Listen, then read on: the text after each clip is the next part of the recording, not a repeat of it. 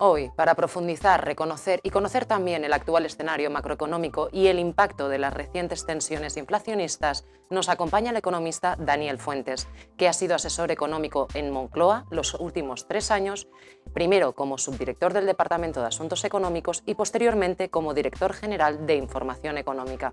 Buenos días, Daniel. Buenos días. Empezaré por el IPC, el índice de precios al consumo. ¿Qué es? ¿Cómo se evalúa? ¿Para qué sirve? Mira, como su nombre indica, es un índice de precios de consumo. Es un indicador que trata de medir cómo evoluciona el precio no de cada uno de los bienes que consumimos, sino de una cesta de bienes y servicios que se supone que es representativa del consumo medio del hogar más habitual, ¿no? Incluye, yo creo que hasta 200.000 precios de 470 productos. 200.000. En torno a 200.000 precios de 200.000 observaciones de precios de unos 478 productos todos los meses. Lo elabora el Instituto Nacional de Estadística de acuerdo con una normativa europea para que precisamente los distintos índices de cada país puedan ser comparables. Y se elabora una vez al mes con un dato que es provisional y un dato que es definitivo. Por lo tanto, aproximadamente cada 2 semanas solemos tener un primer indicador de hacia dónde evoluciona el precio, eso de la cesta de bienes y servicios más representativa del consumo medio de un hogar, que es, yo creo que la herramienta básica para medir cómo evoluciona el poder adquisitivo de los salarios. ¿Y qué tiene que ver exactamente el IPC con la inflación? Es una buena pregunta porque a veces por abuso de lenguaje lo utilizamos como si fueran exactamente sinónimos. La inflación es cómo varían los precios de una economía. El IPC es un indicador que sirve para medir la inflación, pero hay otros indicadores que nos podrían servir también para medir la inflación. Por ejemplo, una característica fundamental del IPC es que en el IPC, vuelvo a repetir, son bienes de consumo, por lo tanto no están incluidos los bienes de inversión. Por ejemplo, el precio del mercado inmobiliario, de la compraventa de viviendas, que supone una parte sustancial del presupuesto de muchos hogares, no está incluido en el IPC, porque es un bien de inversión. El precio de productos destinados a la construcción de infraestructuras, en sentido más auténtico de la palabra inversión, tampoco está en el IPC. Entonces es importante recordar eso, que el IPC mide, si queremos, la parte de la inflación que tiene su origen en los bienes y servicios que consumimos habitualmente, no en los bienes de inversión. Por eso hay otros indicadores, por ejemplo, cuando queremos ver cómo evoluciona la inflación del conjunto de los bienes y servicios que produce una economía, no que consume un hogar, que produce una economía, hay otro indicador mucho más complejo al que los economistas llamamos deflactor del PIB, que es una especie de IPC del PIB. Vale, ¿y la inflación subyacente? La inflación subyacente, vamos a ver, dentro de esos de todos esos cientos de Porque productos. se asocia mucho con el IPC también. Es que es una parte del IPC. Es que es una parte del IPC. Exacto. Hay 2 tipos de comportamiento de los precios que componen esa cesta de bienes y servicios representativa del consumo de los hogares. Hay unos precios que evolucionan de manera, vamos a decir, más tendencial, más regular, más estable, que pueden subir, pueden bajar, pero que no son muy volátiles. Y hay otros precios, otros bienes que son extraordinariamente volátiles. Cuando tratamos de separar en 2 grupos esos productos, nos queda por una parte el IPC subyacente, que son aquellos bienes y servicios que tienen un comportamiento menos volátil. En realidad, casi podríamos decir, simplificando, que IPC subyacente es el IPC general al que extraemos los bienes energéticos y los productos alimentarios no elaborados, que son los que tienen una mayor volatilidad. Y esto es importante porque obviamente cuando queremos medir la evolución del poder adquisitivo tenemos que incluir todos los precios de los bienes y servicios. Pero cuando queremos ver desde un punto de vista macroeconómico ¿cuál es el desequilibrio entre la oferta y la demanda? ¿Hasta qué punto hay una tensión? Pues, por ejemplo, porque en una primera fase de la recuperación económica después del coronavirus resulta que los hogares recuperan mucho antes su confianza en el consumo, no se han visto tan dañados por el desempleo como en crisis anteriores, y una vez que empiezan a percibir que la situación se normaliza, todo aquello que ahorraron en los trimestres anteriores pues sale a consumo no sé si de manera desbocada, pero mucho más rápido de lo que la oferta puede seguir. ¿Arriesgado?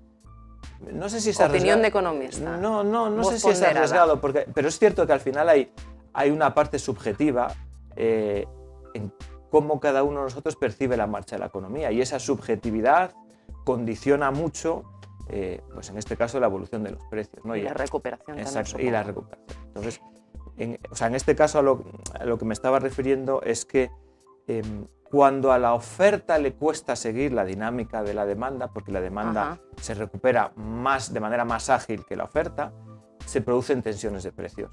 Y hay algún ejemplo, yo creo que concreto, por ejemplo, en el sector de fabricación y venta de bicicletas, que puede parecer una anécdota, pues en algunos casos hay listas de espera. La demanda se ha recuperado mucho más rápido, la oferta ha estado tratando de ver cómo absorbía este shock, este impacto, y esto al final se traduce en tensiones de precios.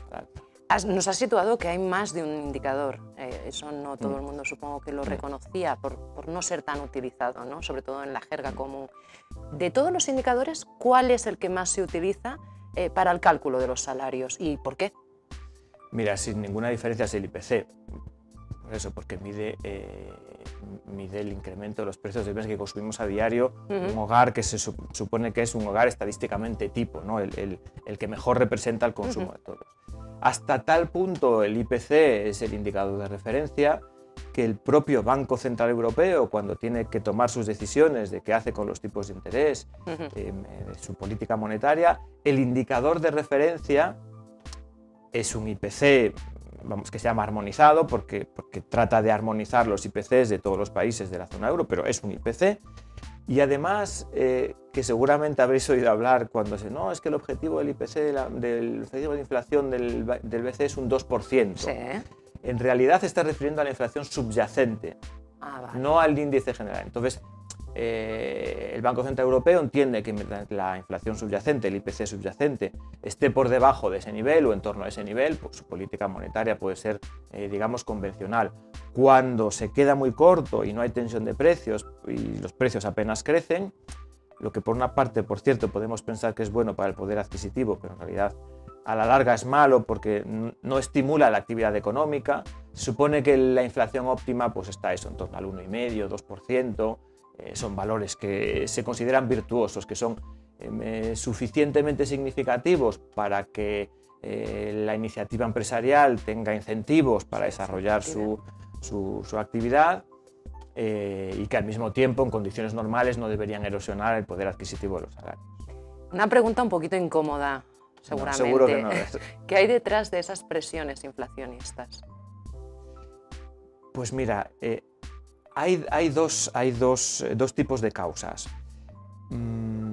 Si nos referimos a la inflación subyacente, es decir, el IPC al que eliminamos los productos energéticos y los bienes y los productos alimentarios no elaborados. Si nos quedamos con esa parte, vamos a ver, con ese núcleo de la inflación, lo que mueve esa inflación es las tensiones entre oferta y demanda. Es decir, es una señal de si estamos viviendo desequilibrios macroeconómicos que deban preocupar a las autoridades o no. Estamos en una situación normalizada. Estamos en una situación normalizada. Ahora mismo el IPC subyacente es 0,7%. Probablemente tienda a subir un poco en los próximos meses, en torno al 1% aproximadamente. Y el resto, lo que va desde 0,7 hasta el 3,3, que es la última observación, y con bastante probabilidad yo creo que nos vamos a ir a IPCs del 4% interanual ahora en los próximos meses hasta final de año, pero esa parte que va del 0,7 al 3,3 es prácticamente atribuible de manera íntegra al repunte de los precios energéticos y de la electricidad, que suponemos, por lo menos esta es la visión yo creo compartida por el conjunto de analistas y por instituciones internacionales. El BCE cada 2 meses y medio, hace un diagnóstico de sus estimaciones de IPC y comparte este diagnóstico, que esa parte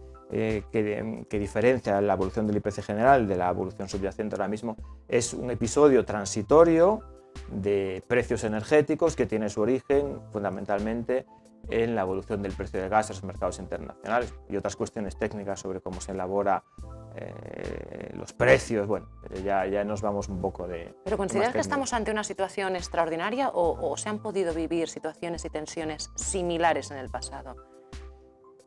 No es excepcional en la economía española que veamos repuntes de precios ligados a los sectores energéticos, a la producción de electricidad. De hecho, es una de las vulnerabilidades de nuestra economía, es que no tenemos hidrocarburos, no tenemos petróleo, no tenemos gas, y eso nos hace más vulnerables a lo que ocurre en los mercados internacionales con este tipo de productos. Lo que, por cierto, es un doble incentivo. Por una parte, a desarrollar energías más renovables, que nos hagan menos dependientes estratégicamente y que además contribuyan pues a un desarrollo más sostenible, más verde. Es decir, que hay un interés, vamos a decir, no solo altruista o medioambiental, sino absolutamente egoísta. Nos irá mejor si dependemos menos de materias primas que no tenemos. Y ahora que ya sabemos lo que es la inflación subyacente, ¿es la mejor referencia a tu juicio para esa evaluación de los salarios? A ver, es el indicador que mejor refleja el momento, la tensión entre oferta y demanda. Yo creo que hay que tener en cuenta dos indicadores. Este es uno y el otro, por la parte empresarial, sería los costes, ¿no? Un empresario va a decir, bien, yo entiendo que hay un poder adquisitivo que depende del IPC, pero yo también tengo que atender a cómo evolucionan mis costes. Ahora mismo los costes laborales, el coste laboral total por trabajador y mes, en el conjunto de los 2 últimos años ha crecido 3,8 puntos, o sea, 1,4. Está muy alineado con lo que están creciendo los salarios en convenio ahora mismo, que están creciendo en torno al 1,5%, ¿no? O sea, por situarnos, si queremos, tenemos la inflación subyacente en 0,7, los costes laborales en torno a 1,5, 1,6 y la inflación subyacente en 1,5, y luego lo que nos queda de ahí hasta el 3,3 es este repunte que entendemos transitorio de precios energéticos. Por lo tanto, yo creo que unas referencias en torno al 1,5, quizá con tensión al alza, porque es verdad que en algún momento, aunque el episodio de precios energéticos sea transitorio, algo va a dejar, ¿no? Lo que estamos estimando los economistas es que en la próxima primavera esta burbuja de precios energéticos se irá diluyendo y el IPC general, ya no el subyacente, el general, se irá a tasas de entre el 1,5 y el 2%.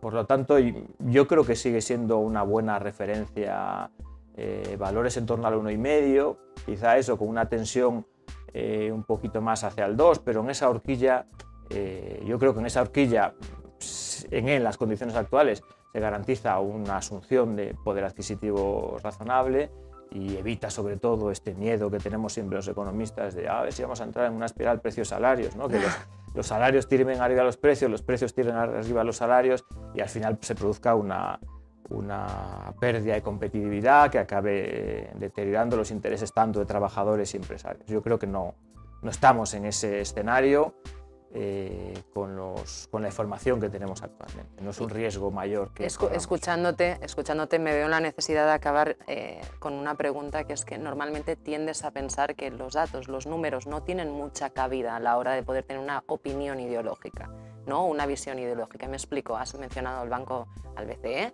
¿no? Y hemos podido ver desde el 2007-2008 cómo ha tenido diferentes maneras de analizar la situación, declaraciones, ¿no? Y apuestas firmes. ¿Crees que la economía tiene ideología? Yo sí creo que la tiene. Lo que pasa es que, entendiendo por ideología, un conjunto de ideas que estructuran una manera de pensar. Yo tiendo a desconfiar de aquellos analistas que se presentan como absolutamente asépticos.